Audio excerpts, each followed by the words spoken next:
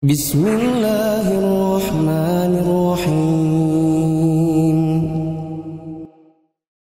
Ayo bawa harta ke surga. Dukung pembangunan sekolah Islam Mufid dengan donasi ke rekening atas nama Yayasan Muflih untuk Islam dan Dakwah.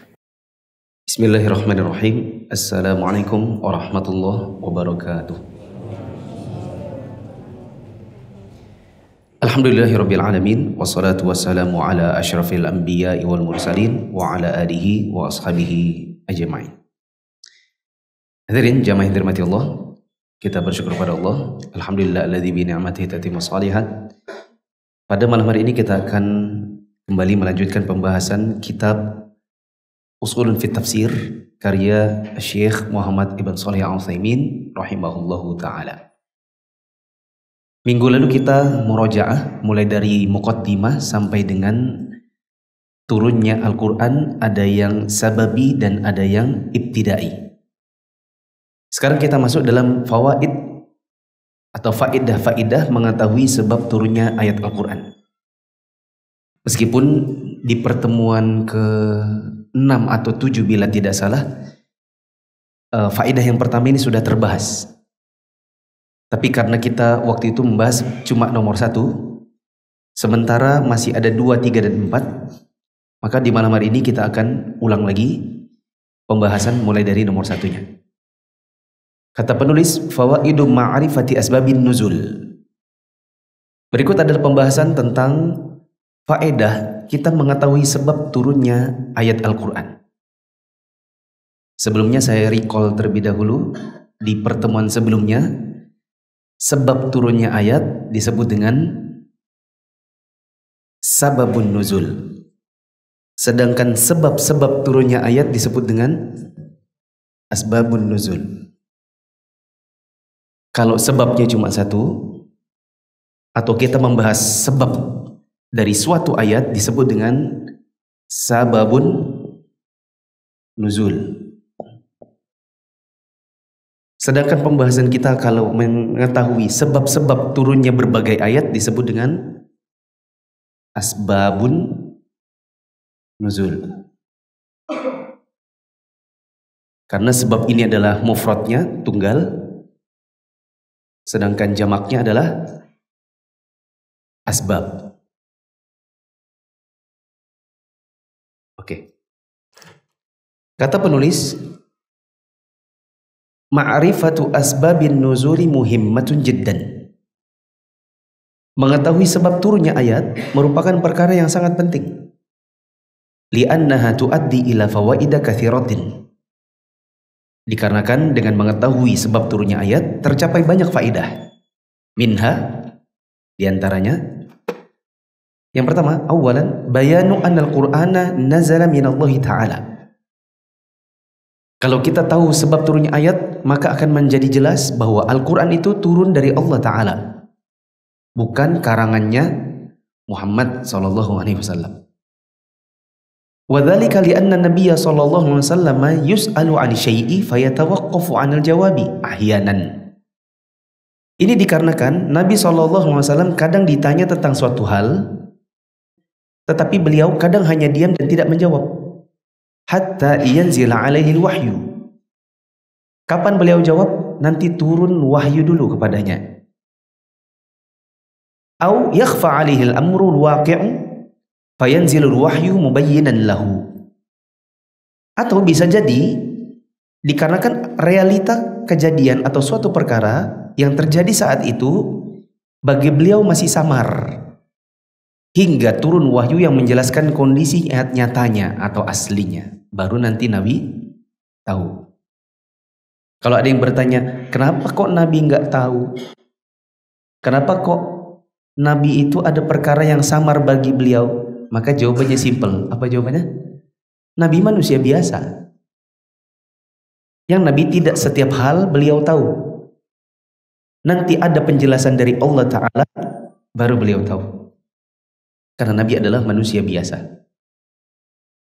Mithalul awal, contoh untuk kondisi pertama. Kondisi yang mana? Kondisi di mana Nabi ditanya tentang sesuatu tapi tidak menjawab sampai turun wahyu. Semoga terjemahannya teman-teman mirip-mirip aja. Supaya apa yang saya sampaikan di sini sama terjemahannya bisa connect gitu ya. Contoh untuk kondisi pertama, di mana Nabi SAW ditanya tentang sesuatu tapi beliau tidak jawab sampai turun wahyu. Qauluhu ta'ala. Misalnya firman Allah Ta'ala di surat Al-Isra ayat 85. Yaitu firman Allah, wa yas'alunaka 'anir ruh. Mereka bertanya kepadamu tentang roh atau ruh. Orang bertanya kepada Nabi, Nabi diam. Karena Nabi belum dapatkan wahyu. Maka turun nanti ayat ini, kata Allah, qulir ruhu min amri rabbi wa ma utitu minal ilmi illa qalila. Katakanlah wahai Muhammad, roh itu termasuk urusan Rabbku. Dan kalian tidak diberi pengetahuan kecuali hanya sedikit. Bagaimana kisahnya? Disebutkan di sini, fa fi sahih al-Bukhari an Abdullah bin Mas'ud radhiyallahu anhu anna rajulan minal yahudi qala ya Abul Qasim marruh. Diriwayatkan dalam Sahih Bukhari dari Abdullah bin Mas'ud radhiyallahu anhu bahwa ada seorang laki-laki Yahudi bertanya kepada Nabi SAW, "Hei Abul Qasim, apa itu roh?" Fasakat, maka Nabi pun diam. Wa fi lafdhin fa amsaka Nabi sallallahu alaihi wasallam falam yarudda alaihim syai'an. Nabi hanya diam. Dalam riwayat lain disebutkan Nabi itu menahan diri dan tidak menjawab apapun. Sebelum kita lanjut, dari sini juga ada pelajaran, kalau kita itu ditanya masalah agama ndak tahu, jangan jawab. Kalau kayaknya tahu, pernah dengar, jangan langsung dijeplak ceplos begitu sebelum dipikir dulu. Tunggu dulu, aku ingat-ingat. Kalau tidak salah waktu itu aku ingat di kajiannya Ustadz Abdurrahman. Waktu itu di Istiqomah tahun 2008 kira-kira. Nah, aku dengar dari beliau Jibril itu sayapnya jumlahnya berapa? 600. Siapa tahu ada yang bertanya, berapa jumlah sayapnya Jibril? Jangan langsung 300, 700. Diingat dulu, dipikir dulu. Kalau nggak salah, gitu. Bayangkan Nabi SAW ditanya tentang roh, beliau tidak tahu, beliau diem. Ini Nabi. Fa'alimtu annahu yuha ilaih. Kata Abdullah bin Mas'ud, aku perhatikan, nah aku tahu nih, Nabi sedang diturunkan wahyu kepada beliau. Soalnya kelihatan dari bagaimana Nabi SAW kalau diturunkan wahyu terlihat terasa berat dan berkeringat. Faqumtu maqami, kata Abdullah bin Mas'ud, aku pun berada di tempatku, berdiri diam. Falamma nazala al-wahyu qal, manakala turun wahyunya maka Nabi mengucapkan firman Allah, wa yas'alunaka 'anir ruh qulir ruhu min amri rabbi wa ma utitum minal ilmi illa qalila. Selanjutnya turun wahyu kepada Allah dari Allah Ta'ala yang Allah berfirman di dalamnya, mereka bertanya kepadamu tentang roh, katakanlah roh itu termasuk Rob, urusan Robku, dan kalian tidak diberikan pengetahuan kecuali sedikit. Kita tambahkan sedikit faedah. Roh itu kalau kita ditanya bagaimana bentuknya, bagaimana warnanya dan lain-lain, kita bilang ini adalah urusan Allah dan kita tidak diberi pengetahuan kecuali sedikit.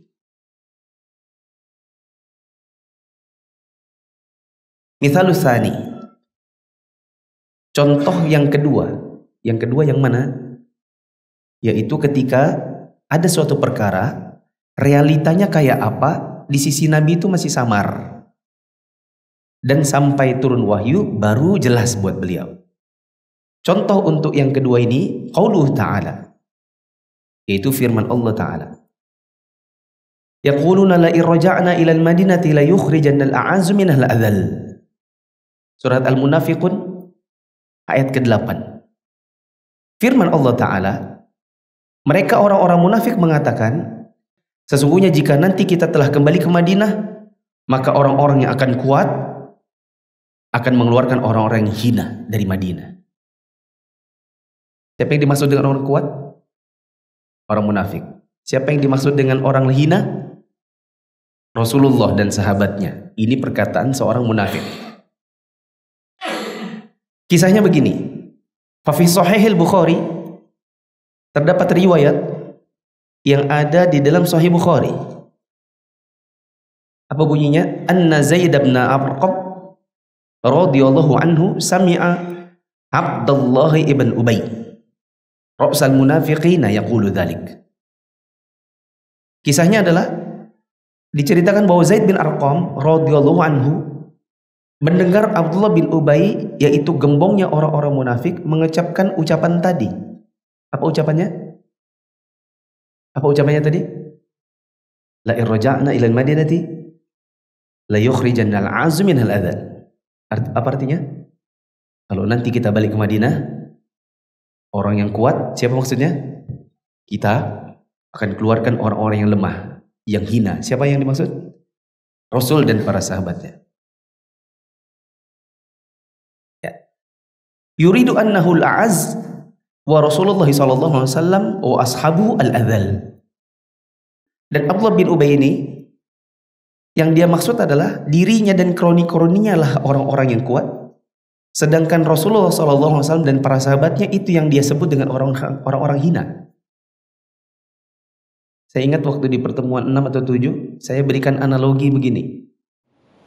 Bayangkan kita orang-orang lamanya dan awal-awal yang bikin rumah di kampung ini. Sudah bikin masjid, kemudian bikin kajian, sholat lima waktu dan lain-lain. Tiba-tiba ada orang ngontrak satu, kemudian ngontrak di sebelahnya, ngontrak sebelahnya. Ternyata berteman. Ternyata orang Syiah misalnya. Terus ketiga ini ngobrol di depan, ada anak SMK yang lewat, anaknya Abu Sabrina. Saya ingat waktu itu analoginya gitu kan. Kedengaran ngomongnya begini, ini kan masjidnya Wahabi nih. Nanti kita bagaimana caranya agar kita kuasai masjidnya? Kita usir orang kampung di sini, gitu kan? Tentu kita orang-orang lama yang bangun masjid, apa perasaan kita? Ya rasanya pengen usir, rasanya kok gatel ya, gitu. Enak betul. Apalagi setelah digali, memang aliran sesat mau dimasukkan di kampung ini, mau ngerebut masjid. Ini yang terdengar di telinganya Nabi nanti. Fa akhbara Zaidun ammahu bidzalik. Maka Zaid bin Arqam memberitahu pamannya perihal perkataannya Abdullah bin Ubay tadi. Fa akhbara bihi an-nabiy sallallahu alaihi wasallam. Fada'a an-nabiy sallallahu alaihi wasallam Zaidan fa akhbarahu bima sami'a. Setelah diberitahu oleh Zaid, maka pamannya Zaid mengabarkan hal itu kepada Nabi sallallahu alaihi wasallam. Nabi sallallahu alaihi wasallam kemudian memanggil Zaid. Yang dipanggil bukan langsung Abdullah bin Ubay. Yang dipanggil siapa? Zaid, karena Zaid lah informan pertamanya. Maka Zaid pun menceritakan apa yang didengarnya. Ceritakan, oh ya benar ya Rasulullah, saya dengar pakai telinga saya ini. Abdullah bin Ubay itu ngomong, nanti kalau kita balik ke Madinah, kita keluarkan itu orang-orang hina. Dan yang dimaksud ini adalah Anda dan teman-teman. Mendengar laporan Zaid ini, tsumma arsala ila Abdullah ibn Ubay wa ashabihi. Maka Nabi SAW kemudian mengutus seseorang untuk menemui Abdullah bin Ubay dan kroninya. Namanya dapat berita, dan beritanya kalau tidak enak, maka yang dilakukan Nabi adalah cross check langsung sama orangnya. Fahalafu ma qalu. Ketika ditanya, benar kalian ngomong begitu? Ternyata mereka bersumpah bahwa mereka tidak pernah berucap demikian. Coba gimana? Nabi tanya kepada orang-orang ini, ternyata mereka malah bersumpah. Kira-kira siapa yang dibenarkan nanti oleh Nabi? Mereka orang-orang munafik itu atau Zaid? Orang-orang munafik, kenapa yang dibenarkan mereka? Karena mereka nyumpah. Ya, mereka bersumpah, demi Allah kami nggak ada ngomong gitu. Kira-kira perasaan Zaid bagaimana? Sedih. Sudah kita informannya, ternyata Nabi malah benarkan si munafik-munafik itu. Sementara kita ini adalah sahabat Nabi yang Zaid merasa saya sangat berharap Nabi mempercayai saya. Nabi malah benarkan orang-orang itu. Disebutkan di sini, fasaddaqahum Rasulullah sallallahu alaihi wasallam. Maka Rasulullah sallallahu alaihi wasallam kemudian malah membenarkan sumpah dan pengakuan mereka. Ya maklum, kenapa? Karena orang-orang munafik ini berani bersumpah. Fa anzalallahu tasdiqa Zaidin fi hadhil ayah. Maka setelah Nabi ternyata mempercayai orang-orang munafik, kemudian Allah menurunkan pembelaan terhadap pengaduan Zaid sebagaimana di dalam ayat ini. Fastabanal amru li Rasulillah sallallahu alaihi wasallam. Maka dengan turunnya ayat, jelaslah perkara aduan tersebut bagi Rasulullah sallallahu alaihi wasallam bahwa yang benar siapa? Zaid. Apa kelanjutannya ayatnya ini? Yaquluna la irja'na ila al-madinati la yukhrijanna al-'azzu minha al-adhal. Walillahi al-'izzatu wa li rasulihi wa lil mu'minin. Allah enggak bilang yang benar itu Zaid. Allah langsung bikin disclaimer. Kalau orang-orang itu bilang bahwa mereka yang punya kekuatan dan kalian adalah yang hina, sesungguhnya izzah yang kuat itu adalah untuk Allah, untuk Rasulnya dan orang-orang mukmin. Langsung dibantah oleh Allah dengan kelanjutan dari ayat ini. Antum silakan lihat di surat Al-Munafiqun. Tapi sampai sini jelas ya. Ini yang sudah kita bahas di pertemuan nomor 6 atau nomor 7, saya agak lupa. Tapi saya mau tambahkan di sini ada tiga qawaid. Kita sering mendengar nama orang munafik tadi adalah Abdullah bin Ubay, terus bin Salul. Ini ternyata adalah penamaan yang salah. Kalau dinamakan Abdullah bin Ubay bin Salul, dipikir orang Abdullah ini adalah anaknya, Ubay ini bapak, Salul itu kakek. Dan ternyata Salul ini bukan nama kakek.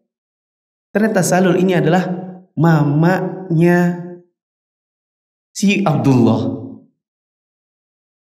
Karena orang sering namakan Abdullah bin Ubay bin Salul, dipikir Salul ini nama kakek.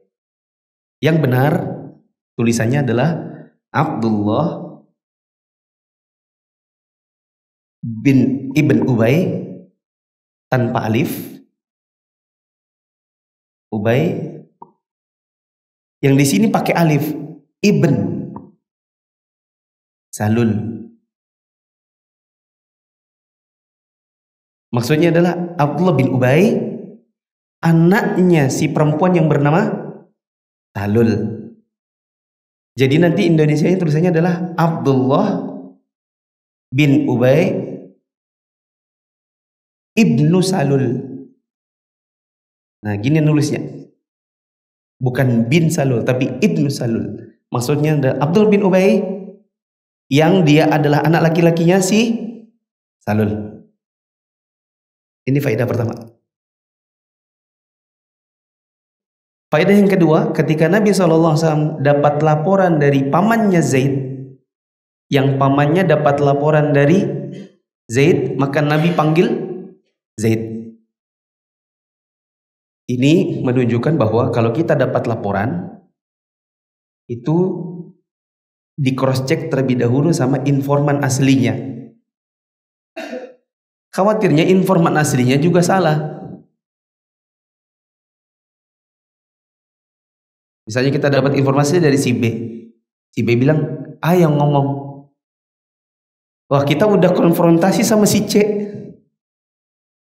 Gara-gara laporannya si A. Si C bilang, saya nggak ada kayak gitu. Siapa yang ngomong? Ternyata di cross check ke B, dia bilang, enggak si A. Kita cross check si A, belakangan A bilang, enggak. Itu informasinya saya dari si D. Lah, Sudah terlanjur konfrontasi sama orangnya, malah ternyata salah informasinya.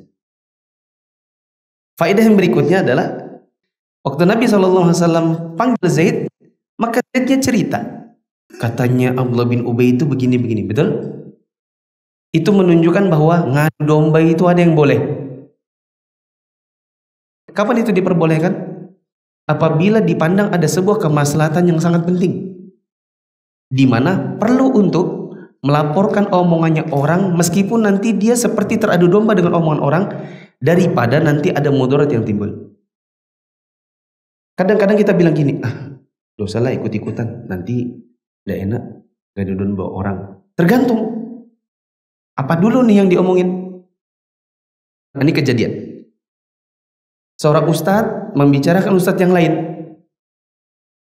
yang kebetulan sama-sama Ahlus Sunnah, cuman mungkin ada perasaan gimana gitu. Yang seharusnya mungkin kalau ada masalah pribadi selesaikannya di belakang, betul?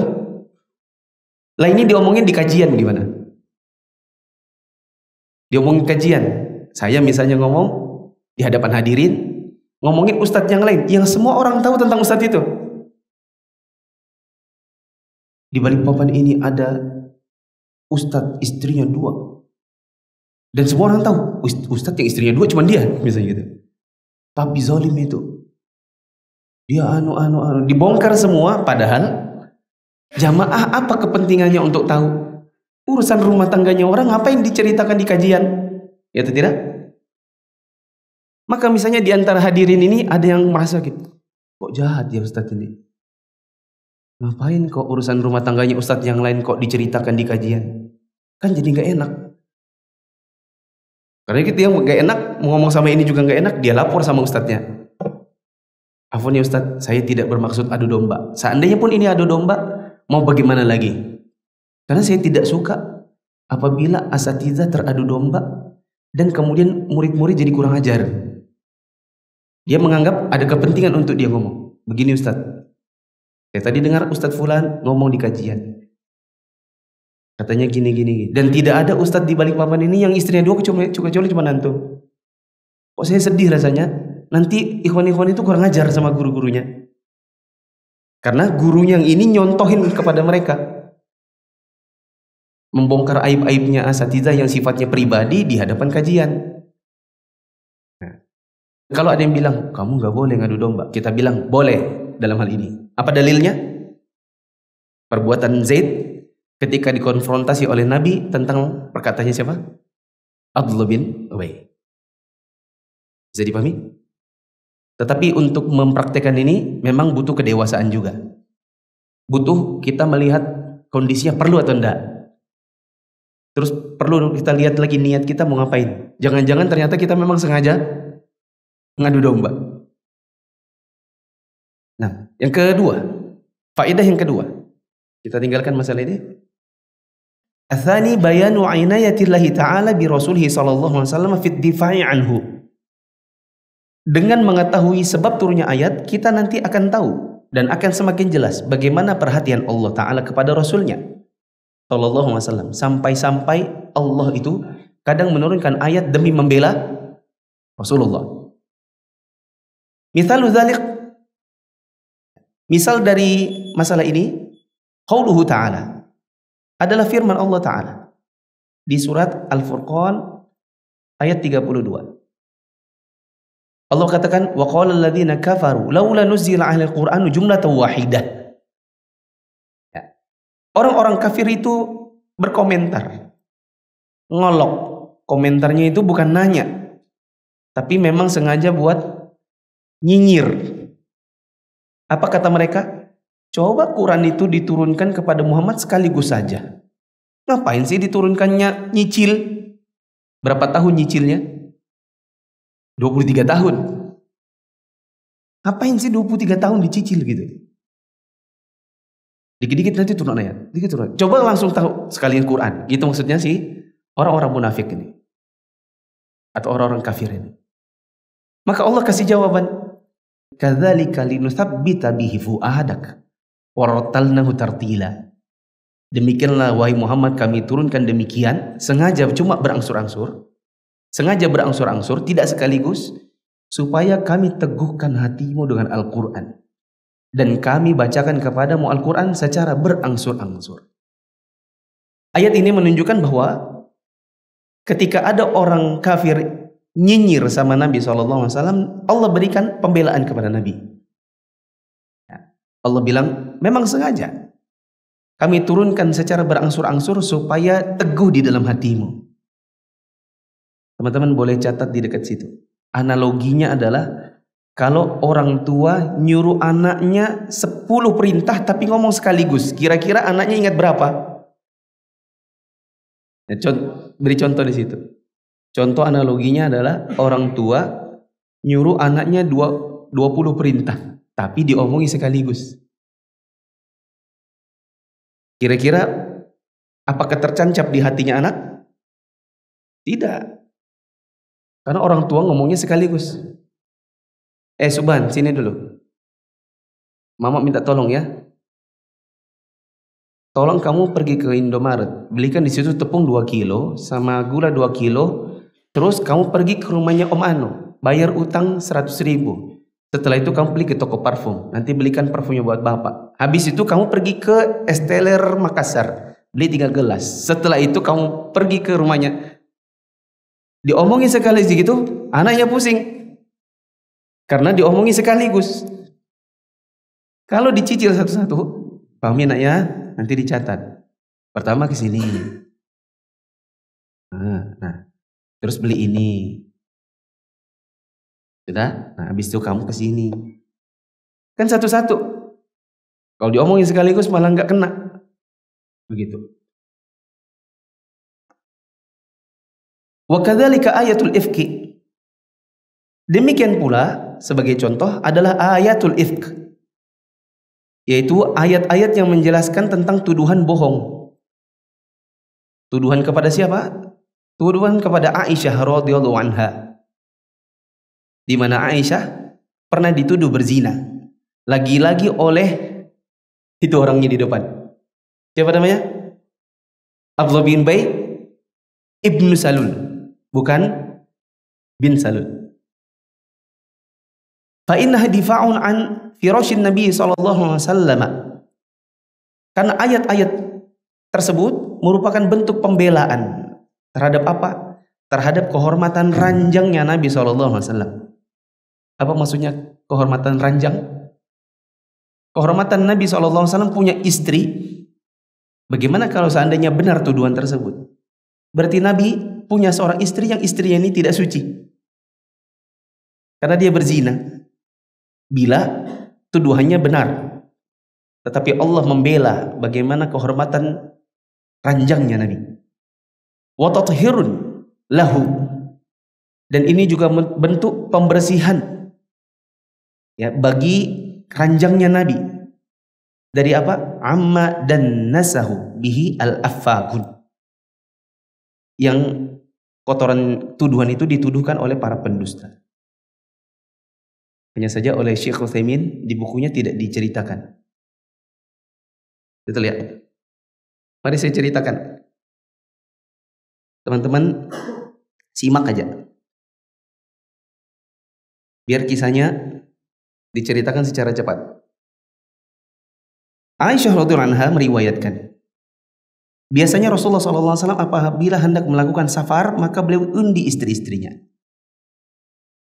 Pada suatu hari beliau akan melakukan safar, maka diundilah istrinya, dan ternyata yang keluar adalah namaku. Diundinya. Aku pun berangkat bersama Rasulullah SAW. Kejadian ini sesudah ayat tentang hijab diturunkan. Aku dibawa ke dalam sebuah tandu. Lalu berjalanlah bersama Rasulullah SAW hingga kembali. Ketika sudah dekat dengan Madinah, pada suatu malam beliau memberikan aba-aba agar berangkat. Saat itu aku keluar dari tandu. Nabi suruh berombongan segera berangkat, tapi aku waktu itu sedang keluar dari tandu untuk menunaikan keperluanku.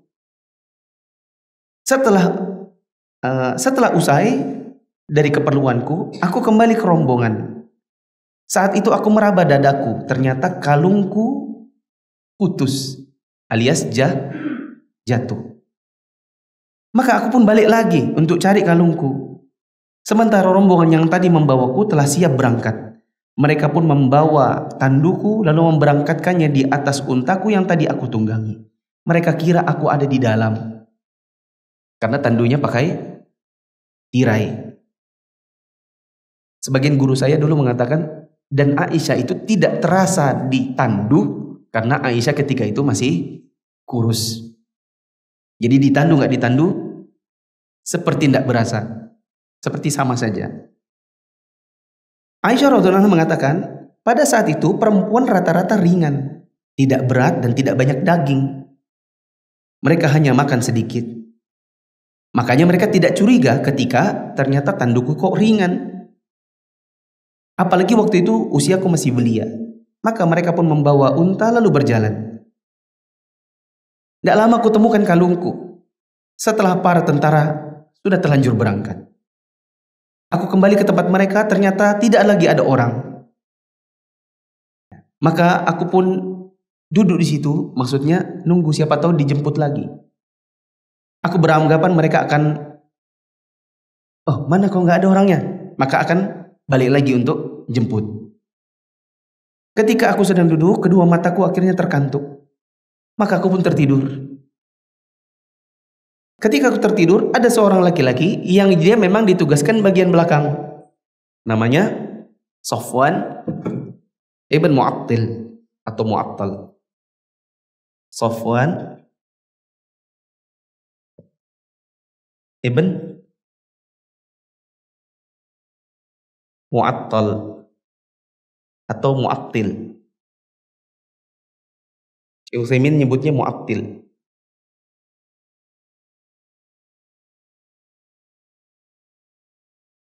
Aku tertidur dan di belakang ada orang yang merupakan ini bagian sapu-sapu bersih. Apa maksudnya? Sweeping. Safwan bin Mu'attal As-Sulami Al-Dhakwani.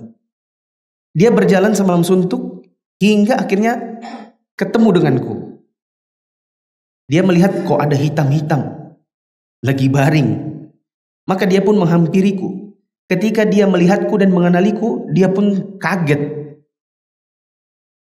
Sungguh, ia pernah melihatku sebelum ayat hijab turun. Tadi kan disebutkan kejadiannya sesudah turunnya ayat hijab. Dia mengenaliku, kenapa? Karena dulu dia pernah lihat aku waktu belum turun ayat hijab. Aku terbangun gara-gara dia bilang, innalillahi wa inna ilaihi raji'un. Sebagai ekspresi kaget. Siapa yang kaget?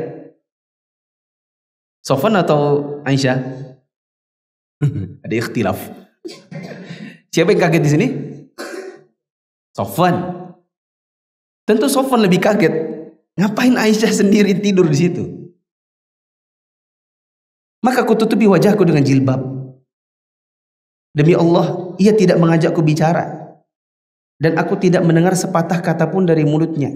Kecuali hanya istirja tadi. Sambil berusaha agar untanya itu diturunkan biar bisa dipijak. Singkat kata, saya pun naik. Kemudian kami jalan dan sampailah kami di Madinah. Dalam kondisi berapa orang? Berduaan. Ketika sampai di Madinah, aku sakit sebulan. Sebagian orang-orang, dimulai dari orang munafik satu ini, nyebarkan, masa laki-laki muda ketemu dengan cewek muda terus gak ngapa-ngapain. Ini diomongin sampai orang-orang itu menyebar luaskan ucapan pembohong bahwa aku telah berzina. Singkat kata, Aisyah bilang saya sakit sebulan dan sebulan itu saya di rumah, saya nggak tahu orang di luar sana ngomongin apa. Aisyah karena sakit nggak tahu kalau ternyata dia jadi bahan omongan orang di luar. Ya. Selanjutnya, suatu hari setelah singkat kata ya, aku dengan Ummu Mistah keluar. Ummu Mistah ini fulana bla bla bla bla bla. Ketika aku lagi jalan bersama putrinya Abu Rum yaitu Ummu Mistah, Maka Ummu Mistah ini terpleset. Saya ulang, kan Aisyah tadi sakit sebulan, dia tidak dengar apa yang diomongin orang di luar. Ketika jalan sama Ummu Mistah ini terpleset dengan pakaiannya. Apa namanya?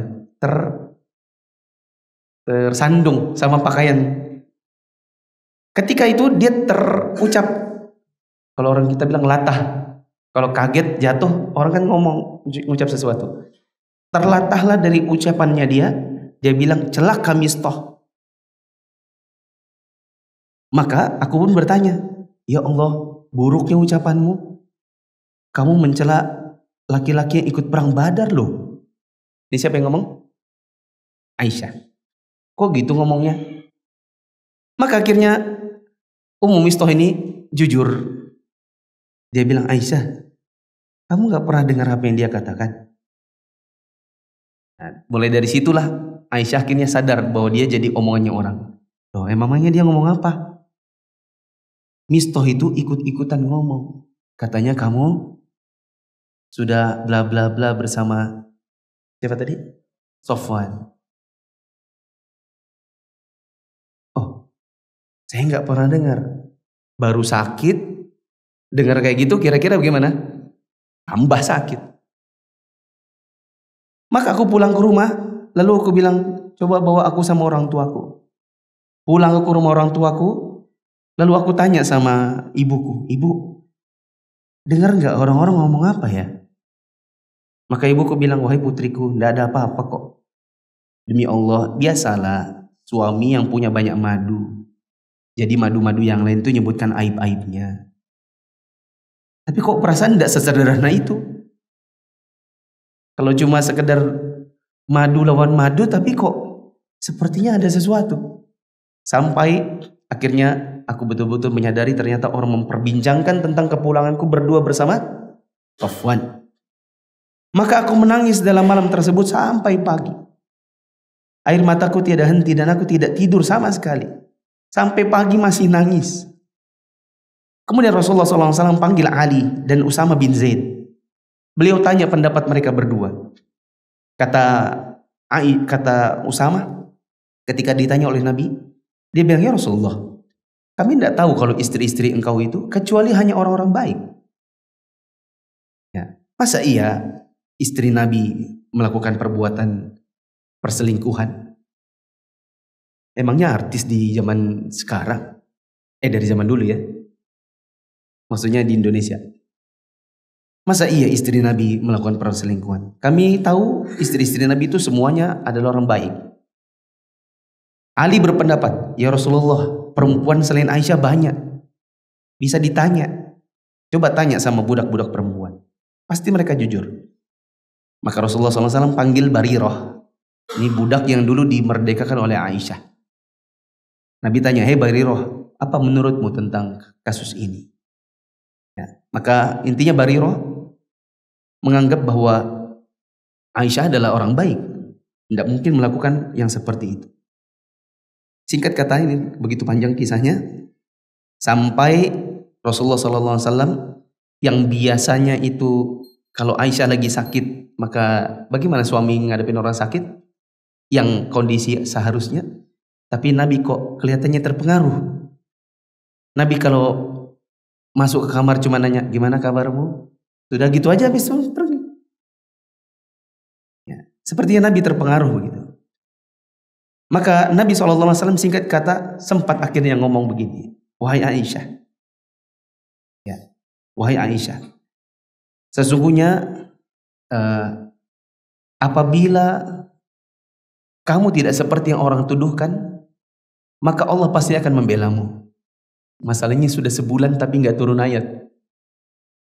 Beda kalau orang ngomong sehari langsung dapat pembelaan, selesai itu. Masalahnya sebulan, makanya Nabi terpengaruh dengan omongan-omongan orang, karena kau nggak turun-turun ayat. Maka Nabi bilang, kalau seandainya kamu tidak berbuat demikian, pasti Allah membelamu. Tapi kalau kamu memang begitu, bertobatlah kepada Allah. Coba bayangkan perasaannya Aisyah kira-kira gimana? Soalnya yang ngomong ini suami. Ya. Suami antara percaya dan tidak. Maka Aisyah bilang, wahai ibu, jawab dia. Jawab Rasulullah. Ibunya bilang, aku jawab apa? Wahai ayah, jawab Rasulullah. Ayah jawab apa? Ya. Maka Aisyah sampai ngomong, demi Allah, saya tidak melakukan sesuatu yang kalau kalian dibicarakan orang tentang apa yang saya lakukan, kalian malah percaya. Maksudnya saya tidak begitu. Sementara kalian ini kelihatan, bapak ibu juga sama. Kalau seandainya ada orang nuduh saya, kok kalian malah percaya sama mereka? Ya sudahlah. Demi Allah, saya tidak akan menjumpai diriku kecuali seperti yang dikatakan oleh Nabi Yusuf. Fasabrun jamil. Wallahul musta'ana ala ma tasifun. Hanya sabar yang baik itu yang terbaik bagiku. Dan kepada Allah saja aku minta pertolongan terhadap apa yang kalian ceritakan. Maka aku pun berpaling, lalu aku berbaring di atas tempat tidur. Singkat kata, kemudian tiba-tiba Nabi seperti merasakan beratnya turunnya ayat. Dan sampai apa tadi? Berkeringat. Maka turunlah firman Allah di surat An-Nur ayat 11 sampai 10 ayat. 11, 12, 13 sampai 10 ayat. Kalau ada yang mengatakan 10 ayat pertama, nampaknya keliru. Karena saya juga dengar ada sebagian asatidzah yang mengatakan turun 10 ayat yang pertama di surat An-Nur. Yang benar, turun ayat 11 sampai 10 ayat setelahnya. Allah mengatakan, innal ladzina ja'u bil ifki usbatun minkum la tahsabuhu syarran lakum bal huwa khairul lakum likulli imri'in minhum maktasaba minal itsm walladzi tawalla kibrahu minhum lahu adzabun azim. Sesungguhnya orang-orang yang membawa berita bohong itu adalah dari golongan kamu juga. Janganlah kamu kira bahwa berita bohong itu buruk bagimu, bahkan ia sebenarnya baik untukmu. Tiap-tiap seseorang dari mereka akan mendapatkan balasan dari dosa yang dikerjakannya. Dan siapa di antara mereka yang mengambil bagian yang terbesar dalam penyiaran berita bohong tersebut, baginya azab yang besar.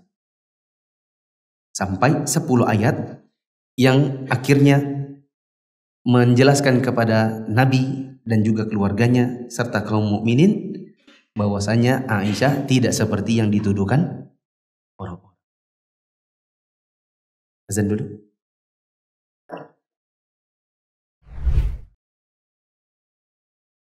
Allahu Akbar, Allahu Akbar, Allahu Akbar, Allahu Akbar. Asyhadu an la ilaha illallah.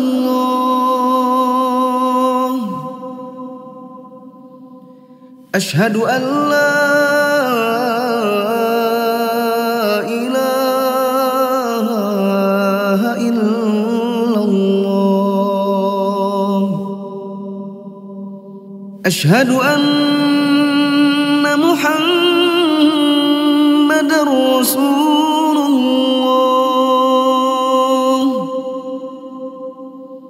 Asyhadu anna Muhammadar Rasulullah.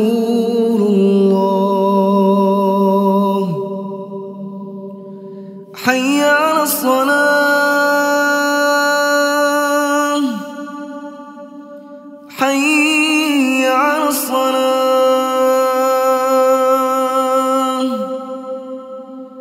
Hayya 'alal falah. Hayya 'alal falah.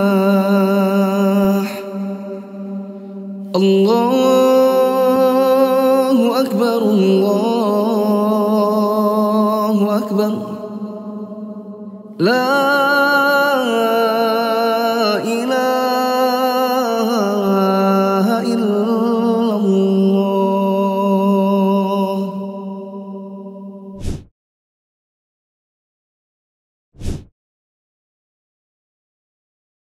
Faedah yang ketiga, bayanu inayatillahi ta'ala bi'ibadihi fi tafriji kurubatihim wa izalati ghumumihim.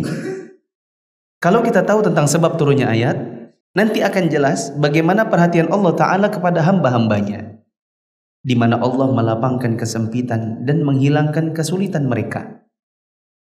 Kalau yang nomor 2 tadi bagaimana pembelaan Allah kepada Nabi dan kehormatan beliau dan keluarganya. Ini bagaimana Allah memberikan kelapangan untuk kita. Mithalu dzalik ayatut tayammum. Contoh dari nomor 3 ini adalah ayat tentang tayammum.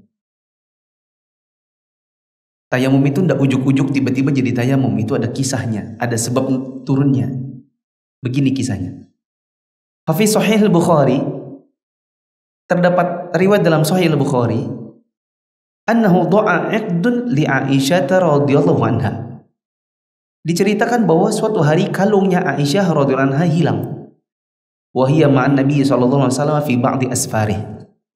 Dan waktu itu Aisyah berada bersama Nabi sallallahu alaihi wasallam dalam safarnya beliau. Fa aqama an-nabiy sallallahu alaihi wasallam li talabih. Maka beliau pun memutuskan untuk tetap tinggal di sana demi mencari kalung tersebut. Wa aqama an-nasu ala ghairi ma. Sehingga rombongan Nabi pun ikut bermalam juga. Yang di sana itu tidak ada air buat wudu. Fasyaqaw dzalika ila Abi Bakar. Mereka pun mengadu kepada Abu Bakar. Maksudnya gini, ini gara-gara kalungnya Aisyah hilang. Apalagi itu kalungnya pinjam. Maka kita jadi tinggal di sini nggak ada air. Gimana kita mau wudu ini? Mereka merasa kesulitan karena mau sholat nggak ada air. Waktu itu belum ada ayat tayammum, belum ada syariat tayammum. Maka mereka mengadu kepada Abu Bakar. Soalnya Abu Bakar bapak. Abu Bakar, gara-gara Aisyah ini. Gimana kita ini? Mau mandi gak bisa, mau wudu gak bisa. Tertahan gara-gara kalung lagi. Tadzakara haditha wa fihi. Saya terjemahkan zakaro di sini Al-Bukhari yang melakukan. Zakaro Al-Bukhari menyebutkan hadits ini dan singkat ceritanya fa anzalallahu ayata tayammumi fatayammamu. Maka Allah kemudian menurunkan ayat tayammum. Maka rombongan itu pun akhirnya bertayammum. Padahal tadinya tidak ada syariat tayammum. Gara-gara kehilangan kalungnya Aisyah, akhirnya sampai sekarang kita dapatkan tayammum. Faqala Usaid bin Khudair. Maka Usaid bin Khudair radhiyallahu anhu berkata, berkomentar dengan komentar takjubnya. Ma hiya bi awwali barakatikum ya ala Abi Bakar. Ini bukan pertama kalinya terjadi ada sebuah keberkahan atau sebuah kebaikan ya karena keberkahnya kalian wahai keluarganya Abu Bakar. Maksudnya keberkahan kalian itu keluarganya Abu Bakar menimbulkan hal-hal yang baik buat kita dan ini bukan pertama kalinya. Wal haditsu fil Bukhari mutawwalan. Hadis ini ada dalam Sahih Bukhari dalam kisah yang panjang. Langsung yang keempat, manfaatnya adalah fahmul ayati ala wajhi sahih. Kalau kita tahu tentang sebab turunnya ayat, kita akan memahami ayat itu dengan pemahaman yang benar. Mithalu dzalika qauluhu ta'ala. Contohnya adalah firman Allah Ta'ala. Firman Allah, "Inna Safa wal Marwata min sya'airillah. Faman hajjal baita aw i'tamara fala junaha 'alaihi ay yatawafa bihima." Ay yas'a bainahuma. Firman Allah, sesungguhnya Safa dan Marwah adalah sebagian dari syiar Allah. Maka barang siapa beribadah haji ke Baitullah atau berumrah, maka tidak ada dosa baginya untuk keliling di antara keduanya. Keduanya apa? Safa Marwah. Kalau keliling di antara Safa Marwah maksudnya adalah sa'i. Maksudnya adalah tidak ada dosa bagi kalian untuk melakukan sa'i. Saya pribadi kan ini sering kita baca kalau kita lagi umroh. Pun sebenarnya saya juga sama sempat bingung begini. Kok nggak ada dosa untuk sa'i ya? Wong sa'i itu bagian dari haji umroh. Apa ya? Saya pun tidak berani memahami dengan pemahaman sendiri, cuman saya juga bingung. Kenapa sa'i malah dibilang tidak ada dosa kalau mau sa'i? Maksudnya gimana sih? Nah, setelah baca tentang bagaimana sebab turunnya, baru kita paham. Bagaimana pemahamannya?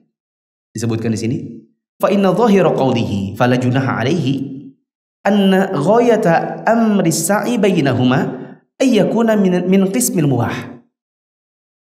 Secara zahir, kalau dipahami dengan letterlek, maka firman Allah Ta'ala fala junaha alaihi, tidak ada dosa baginya, menunjukkan bahwa hukum maksimal untuk sa'i itu adalah mubah.